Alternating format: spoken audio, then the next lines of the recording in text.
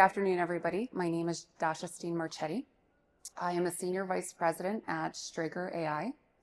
I work for a global translation company that focuses on customizing AI models for language translation. I'm also a former translator. So I'm a former linguist, and I have to say that language has brought me into so many different parts of my personal life and career. From translating commercial terms in agreements to helping people in other countries translate directions in their familiar language, to helping translate things like medical documents and even healthcare visits for those who needed the assistance. I have a very strong passion for language, and I'm lucky enough to actually work for a company where, the saying, do what you love. I do what I love, and I actually do what I do, which is, kind of rare sometimes. But I wanted to make this interesting and educational. I know this is an AI trick, and I promise you, lots of AI filled in this presentation. However, I wanted to bring it a kind of different context, a humanity context, a global citizen aspect that we are all in need of, I believe, in today's world, and how we can continue with technology and human innovation, bring people together and bridge the gap of communication. I promise I'm not going to get philosophical. However, when we think about language, where did we come from? Where are we today? And where are we headed? With the amazing technology advances, as I'm sure all of you have seen, literally a day doesn't go by that something new happens in technology, and then you kind of question, is it really real or not? But that's a different story. It's always important to, I think for me, to understand where did we come from when it comes to language. Now, most people don't understand that we've actually had 31,000 languages in our lifetime, and I mean in our lifetime, in humanity's existence. 31,000. That is pretty astonishing. But what's more crazy is that we only have about 6,000 languages that exist today. Now, out of those 6,000, take away another 1,000, because those 1,000 are going to be extinct very, very soon. They are considered the rare languages that only maybe have one to a handful of people that can speak it and or read and write. So let's say 5,000. So in today's world, 5,000 languages. So we have lost almost 84% of languages that have ever existed in this world. What is exciting to me is that with the advancement of technology, is that we are able to actually figure out where we came from. We are able to communicate better. We are able to bridge the gaps of communication, and not just in personal life, but also in government and politics and healthcare, and the advancement of technology itself as well. So I wanted to bring up kind of a fun little sample, because you can't have a presentation on AI without some sort of educational sentiment. So I don't know how many of you heard of the Voynich manuscripts. I am a big buff when it came to Indiana Jones. I absolutely loved puzzles growing up. I loved figuring out anagrams. And I'm going to say like a young kid, I got into, ancient texts. And this one I've been following for years, and it's been absolutely fascinating. I remember being a kid and reading articles about how World War II coders were trying to decipher this, how the best linguists in the world were trying to crack the code. Fast forward a little bit of time. We now have AI trying to solve the mysteries of the Voynich manuscripts. Now, to give you a little bit of context, it's from 15th century. We know that, that's a fact. We also believe that it came from an Italian region. They tested the calfskin that it is made of, and also the paint of the artwork in it. But that's about it. The book is filled with unique pictures and what we believe is potentially a language, or as some might think, an elaborate hoax. However, I have more faith in humanity in the 15th century, more than that. The images are all different. There are plants, there are roots, there's what seems to be constellations. Also, there's a whole section of women in hot tubs of all different shapes. It is so confusing, but it's so fascinating. So why can't anybody crack this? And also, why is AI having such a hard time when, we see so many articles about that AI is supposed to solve so many of our problems, right? So what has AI done to try to decipher this? Well, it did language comparison. So it compared it to over 380 languages that, once again, the AI models were trained on. Nothing came up.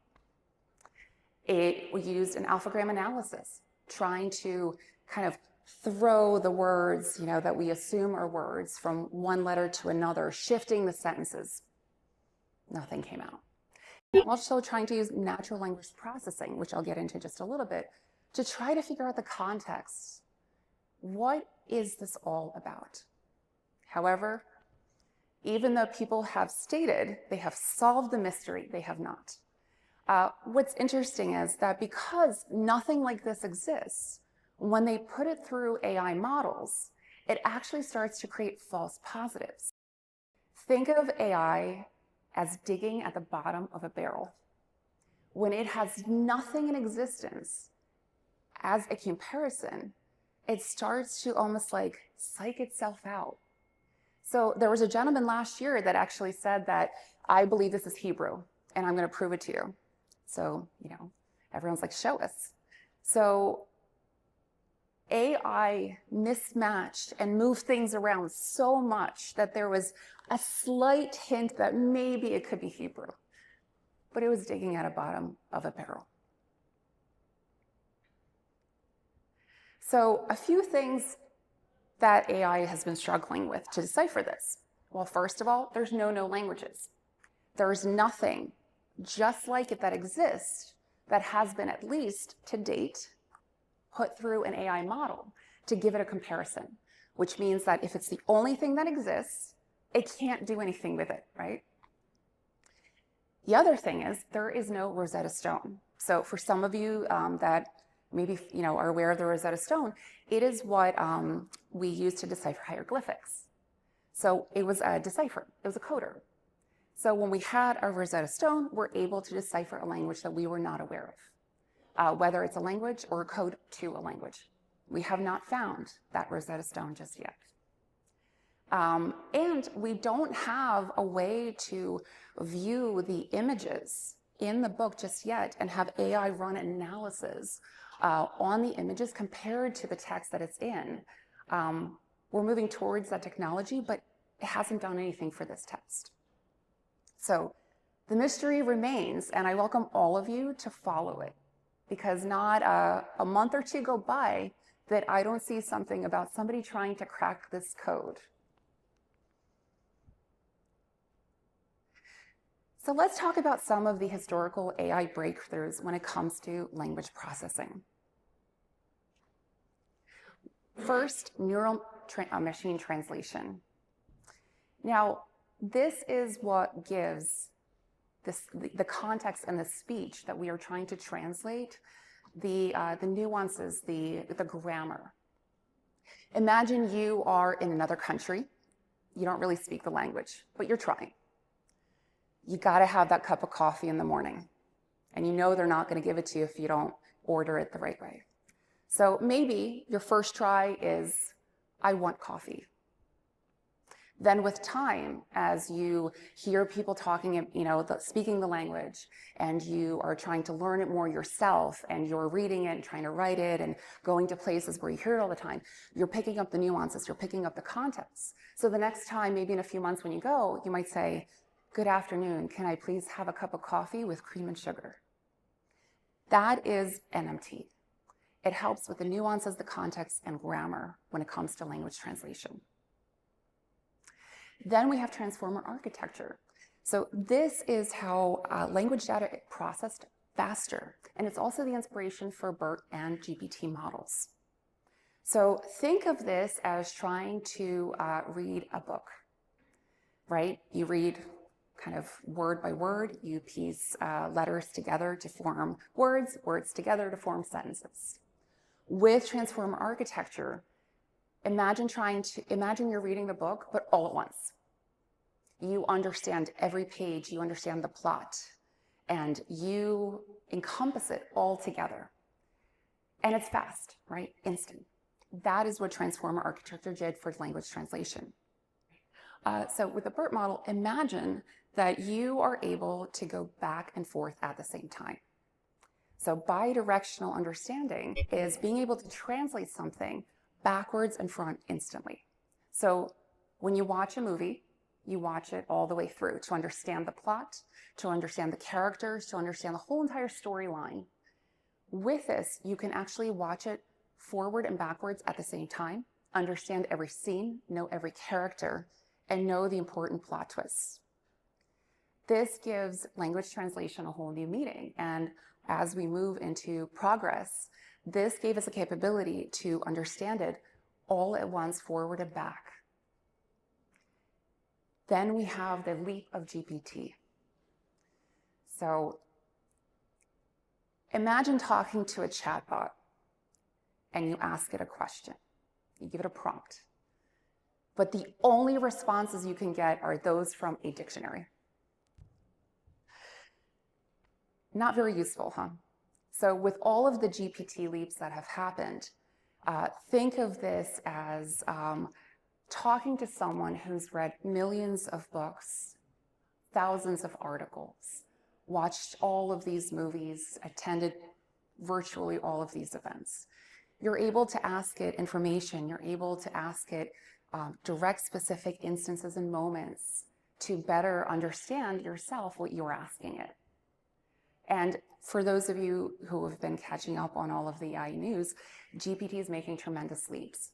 And in language translation, all of these instances today are only making AI models even faster and smarter.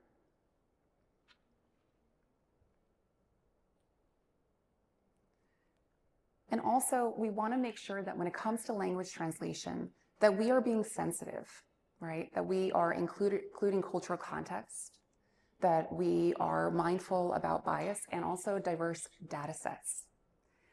This is something that also includes human in the loop.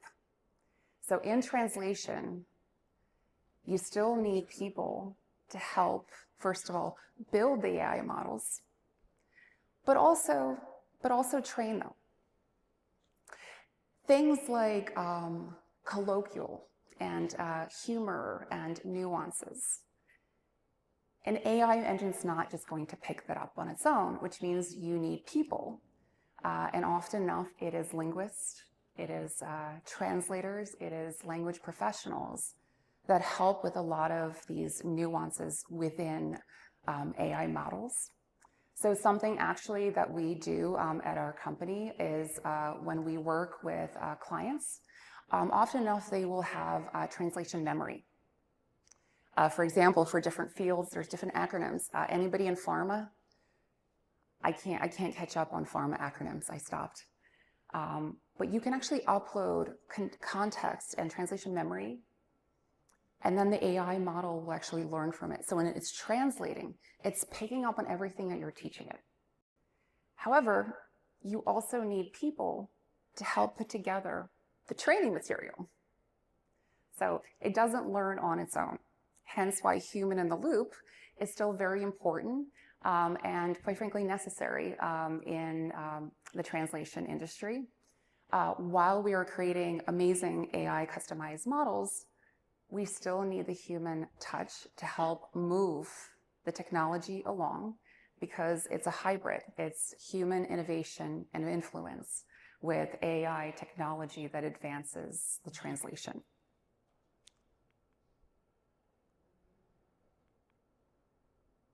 So what does the future of translation look like for language?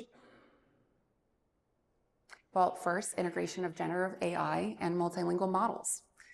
So unifying platforms. So for example, something that we have done to help bridge the gap of communication language.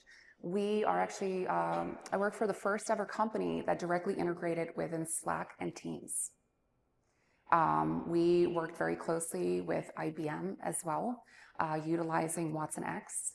And it's pretty amazing where you can be in a Slack chat, speaking to colleagues all over the world, 10 different languages at the same time, uploading documents that are translated industry, uploading multimedia files that are transcribed instantly, helping bridge the gap, and also helping organizations and helping people be more global citizens and be more globalized in general within their economy, within their industries.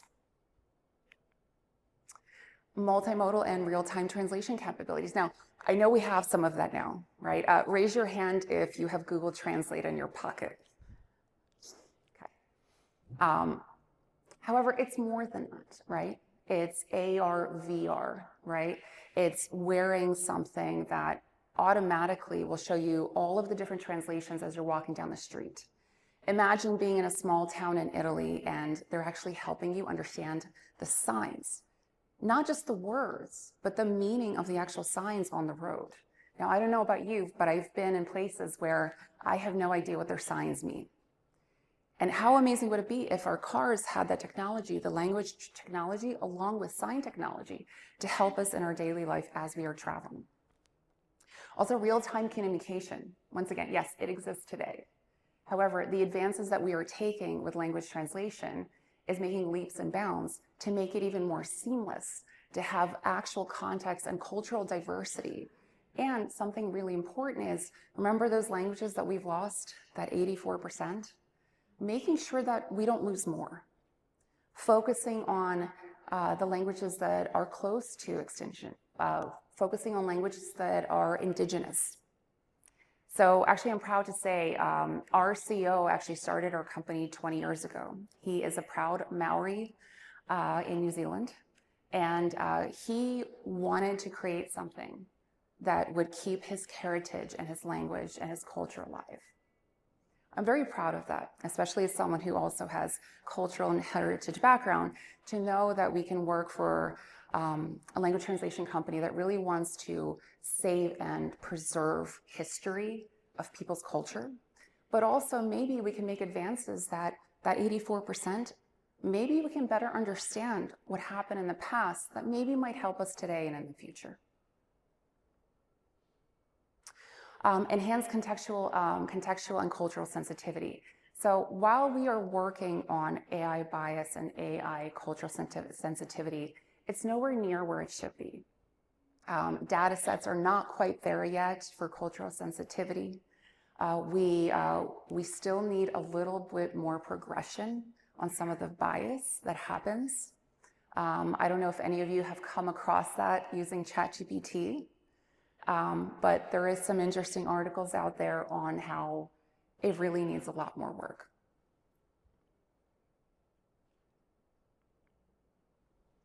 And also domain-specific and personalized translation solutions.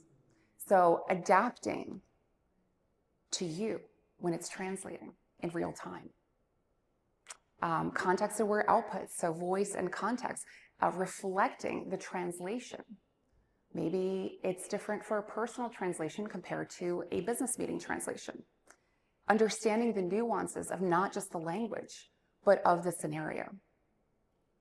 And specialized models for different industries, for legal, for healthcare, for manufacturing, for technology. It's not one size fits all. And while yes, you need to have the translation to be correct, you need to have cultural sensitivity, you also need to be mindful when it comes to the work and the business aspect that it's not one size fits all. And I'm really excited to see the shifts and changes that we're taking with a lot of the customized models, where it's headed for that actual customization in language translation.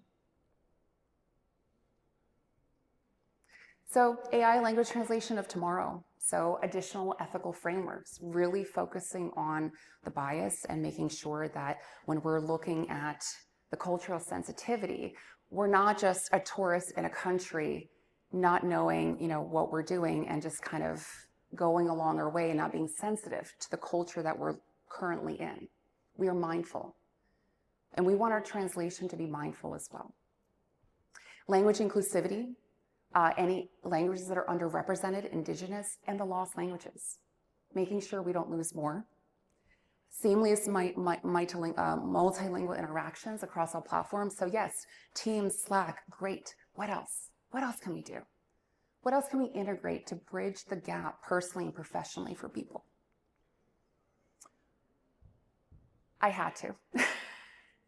So the next leap, the quantum leap. Now, I know we're ways out, and people will argue with me. Some will say we're only a year out, 2 years out, 3 years out. I'm not going to make a bet on that. I'm going to sit back and see where it goes. However, it piques my curiosity.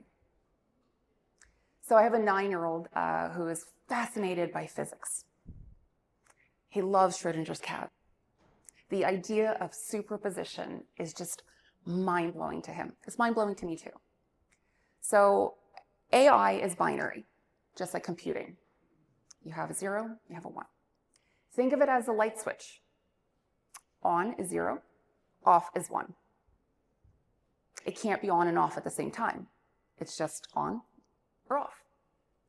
With quantum computing, not only can it be on and off, but it's going to be a dimmer with multi-dimensional light availability. Imagine it being on and off and every other possible light variance at the same time, which is mind-blowing. Before I finish, let me give you a little visual representation of human translation compared to where it is now with AI translation, compared to where we are going. Let's take the example of 1 million words to be translated. Now, for a human, we're going to relate this also traveling around the world. Why not? For a human translator, to translate 1 million words will be equivalent to about 500 days to travel around the earth. Let's say about 2,000 words translated per day, 500 days around the earth. For AI, right now, to translate 1 million words, it's equivalent to a 10-minute plane ride. Pretty amazing. With the next leap, 1 second teleportation. However, it's no longer 1 million words, it's now 1 billion words. The future is pretty amazing when it comes to language translation. And I, as someone who has been in linguistics professionally and personally my whole life, I really look forward to it. I value and cherish cultural sensitivity and the ability to preserve something that helps bridge all of us together. And I believe that the future is bright and full of innovation, where human intellect and influence works directly with technology to create something wonderful. Thank you, everyone.